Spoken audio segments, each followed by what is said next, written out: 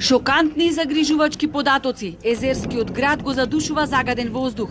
На интернет апликацијата Мој воздух изминативе неколку денови податоците за квалитетот на воздухот во Охрид покажуваат енормно загадување на нашата воздушна бања. Континуирано во вечерните часови сумираните измерени вредности од сензорите на трите мерни станици покажуваат многу високо ниво на канцерогени PM10 честички.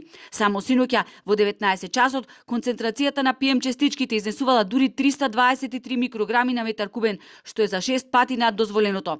Таткото на градот вели дека загадувањето било глобален проблем, а не само на општина Охрид. Ние разговаравме со службите во однос на тоа прашање.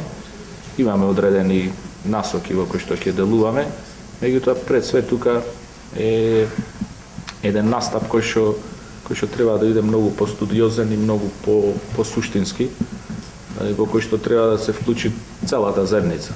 Веде градоначалникот апелира до своите сограѓани да се воздржале од користење на моторни возила и доколку биле во можност да користеле други начини на грејење на своите домови. И Охрид е град како и сите други. Овде се користат и извори на загревање какви се користат, значи и дури и јаглен и дрва, а се користат и моторни возила и то во голем обем.